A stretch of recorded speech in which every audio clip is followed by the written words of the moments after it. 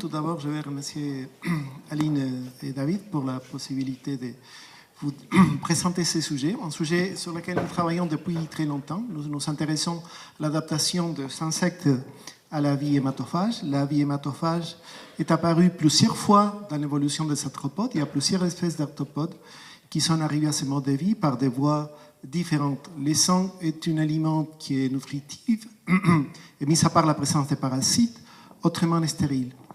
Cependant, leur obtention est une tâche difficile, donc il n'est pas à libre disposition dans la nature, mais il circule à l'intérieur des vaisseaux sanguins cachés sur la peau d'animaux qui sont normalement plus grands que l'insecte lui-même.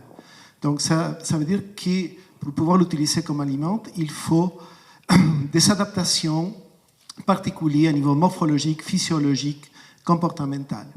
Et donc, nous nous intéressons à ces adaptations.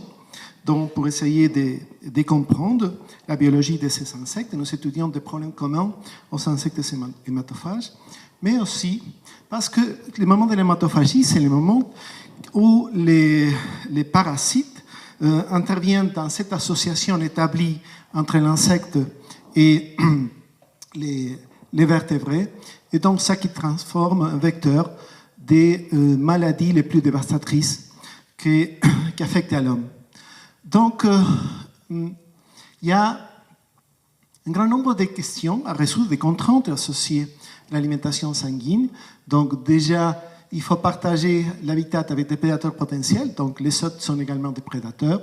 Il faut localiser les hôtes disponibles, des sources d'aliments, reconnaître les moins défensifs, s'approcher au bon moment, lorsqu'il y a moins de risques, localiser un vaisseau sanguin caché sur la peau, percer la peau et prélever les sangs sans être détecté, ingérer très rapidement un grand volume de sang qui en plus est chaud, donc ça qui va entraîner un stress thermique et un stress oxydatif, et après s'éloigner rapidement et minimiser les contacts avec les hôtes. Tous sont des problèmes que nous étudions dans notre laboratoire. J'ai eu la chance l'année passée de présenter une conférence dans la réunion SPK à Saint-Étienne où j'ai présenté certains de ces problèmes. Et donc aujourd'hui, je vais vous présenter quelques éléments seulement pour illustrer la problématique de la localisation de l'hôte et la reconnaissance de ces hôtes moins défensifs. Donc, classiquement, on sait que les hématophages utilisent des indices des hôtes vertébrés pour les localiser, principalement des odeurs. On est en source de plusieurs centaines de substances volatiles émises par la peau, par la respiration, pour la microphone associée à notre corps.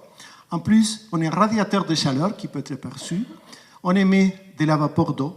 Et aussi, on est source de signaux visuels. Donc, il y a certaines, comme les mouchettes C, qui utilisent la forme, les mouvements, la couleur pour repérer les hôtes. Nous nous sommes intéressés à ces problèmes dans ces insectes. Ce sont des punaises hématophages, ce sont des insectes hémimétaboles qui se sont avérés un excellent modèle pour étudier des problèmes communs aux hématophages, car ils permettent de faire des expériences qui sont très difficiles à faire chez d'autres hématophages comme les moustiques ou les tsetse.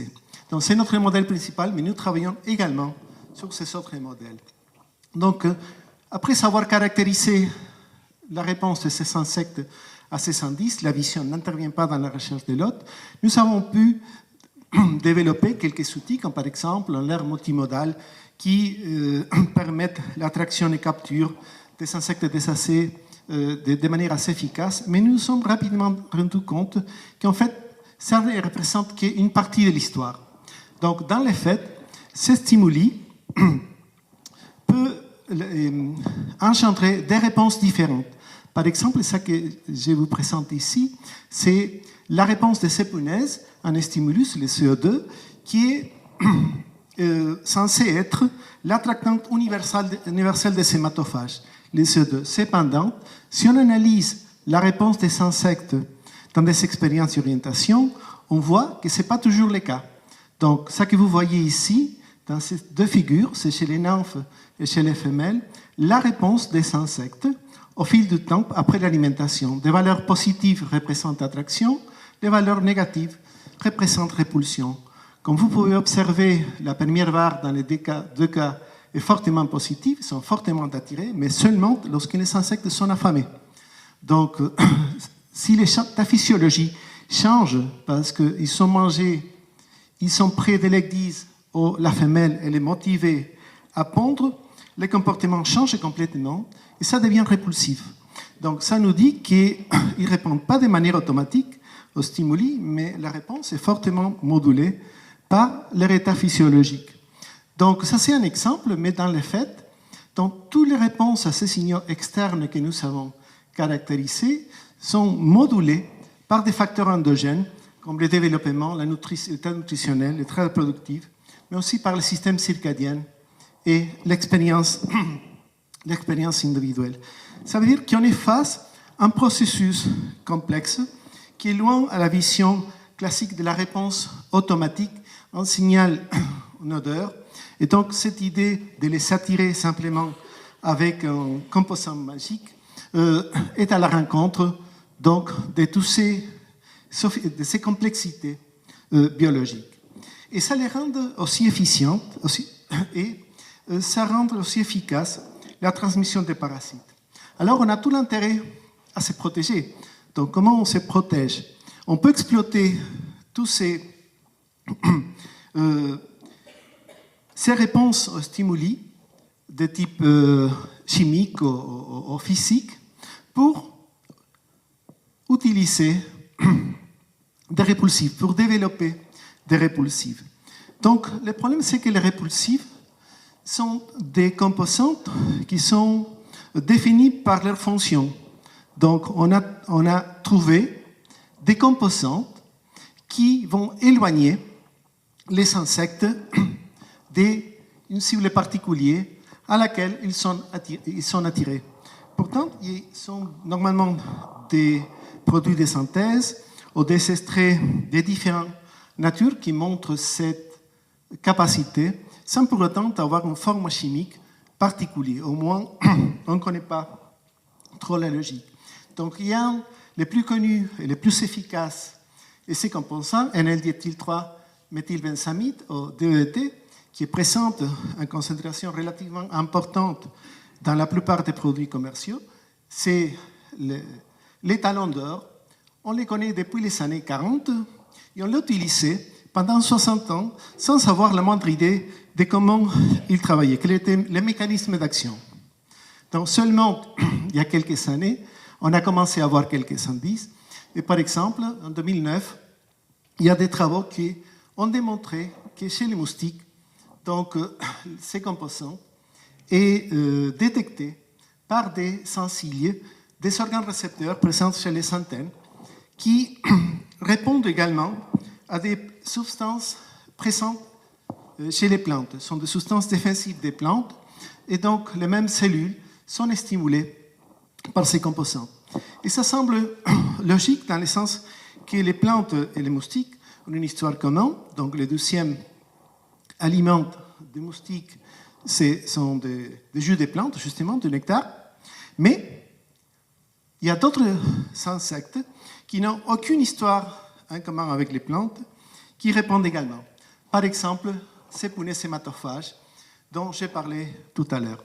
Donc, ça montre la réponse d'attraction face à la peau humaine de ces punaises lorsqu'on a traité la peau avec ces produits. Donc, on voit en effet des répulsions dont les mécanismes, on ne les connaît pas. Cependant, on peut trouver des pistes dans des travaux aussi récents, donc faits par des chercheurs français, des collaborations de chercheurs de l'IRD, de l'Université d'Angers, qui ont montré qu'en fait, ces produits répulsifs est en effet un insecticide. Donc, on l'utilise normalement en très haute concentration.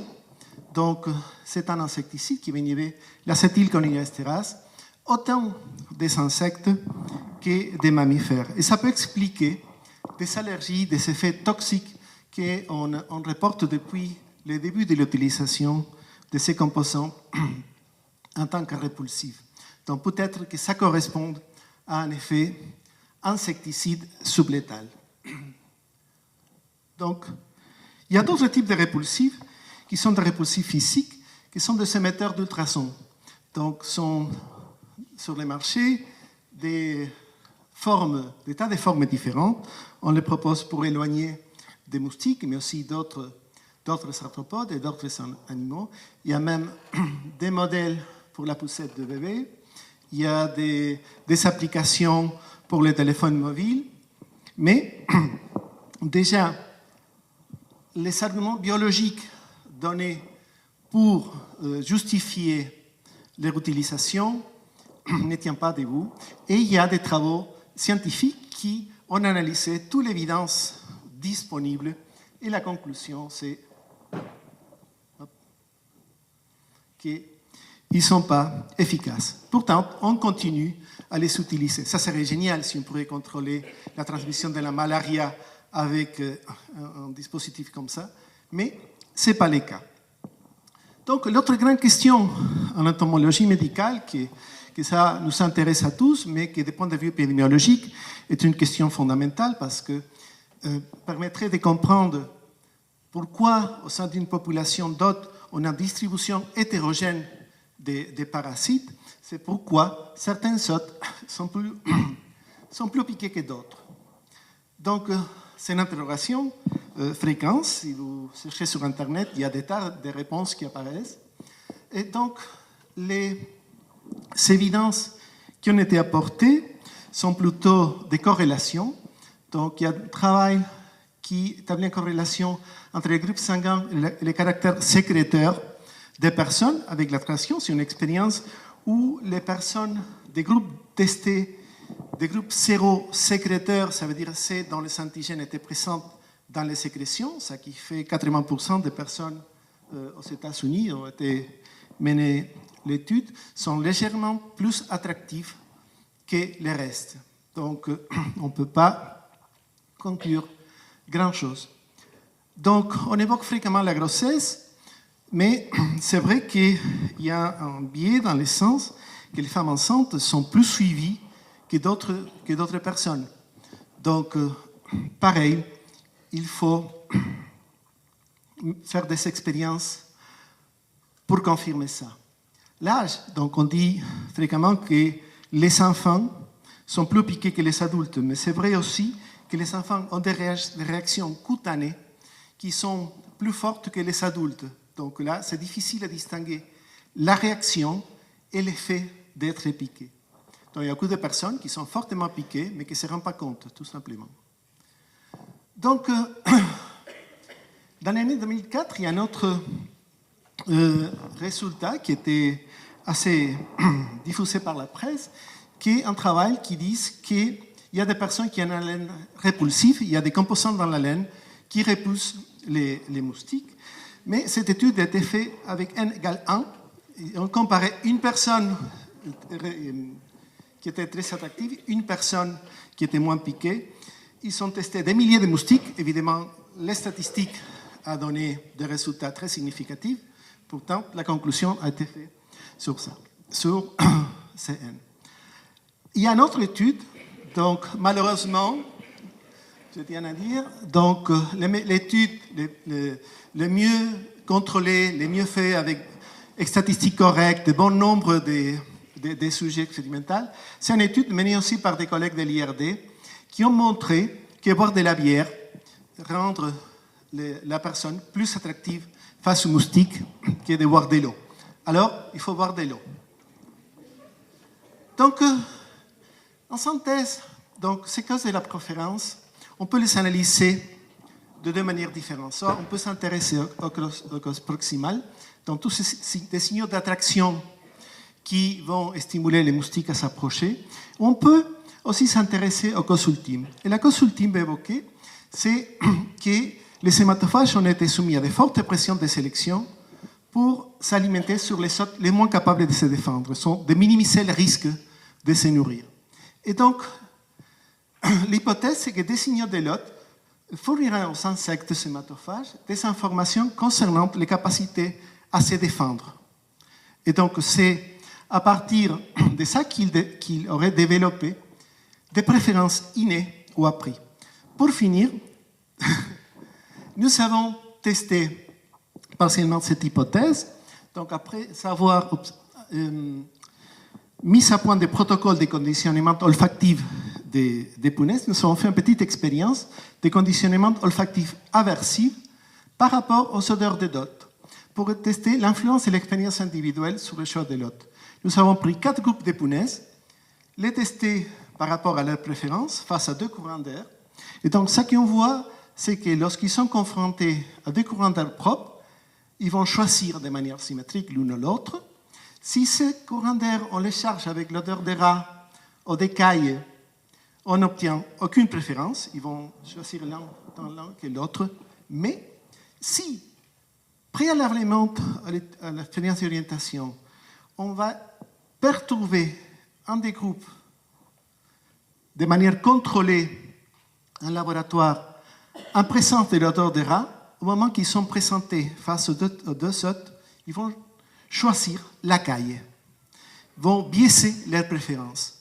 En 4e groupe, donc, on a fait les conditionnements contraires, on les a perturbés pendant l'exposition à l'odeur de la caille, et ces insectes ont préféré les rats.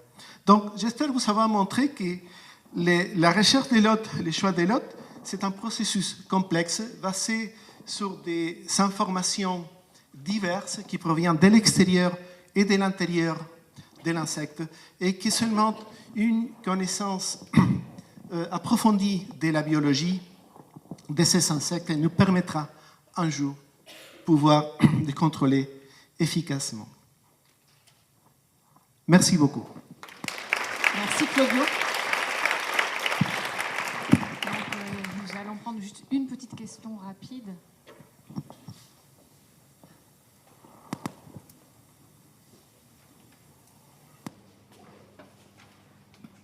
Merci. Il y a parmi les facteurs, des caractéristiques de l'hôte qui pourraient influencer l'attractivité. Il me semble qu'il y a quelque chose qui serait intéressant pour l'insecte lui-même, c'est de pouvoir avoir accès aux informations sur l'immunité de l'hôte. Et en particulier, on sait qu'il y a des odeurs qui sont associées au génotype pour le CMH. Puisqu'en fait, c'est des choses qui sont utilisées aussi pour le choix du partenaire sexuel, donc le complexe majeur d'histocompatibilité. Donc, on peut imaginer que l'insecte a accès à cette information et qu'en plus, elle serait pertinente pour lui, pour le choix de l'hôte. Est-ce que c'est des choses qui ont été étudiées? Enfin, qu'est-ce qu'on sait là-dessus de l'effet du génotype au CMH et de l'odeur qui est associée sur l'attractivité? Non, les études qui ont été faites sont par rapport au groupe sanguin, ça qui pourrait, on peut s'associer à ça. La question, c'est que pour que cette association soit établie, il doit y avoir une association entre les signaux, donc déjà l'animal doit être capable de les détecter, et en plus, avec une caractéristique de l'hôte qui les dévoile comme moins défensifs ou plus vulnérables.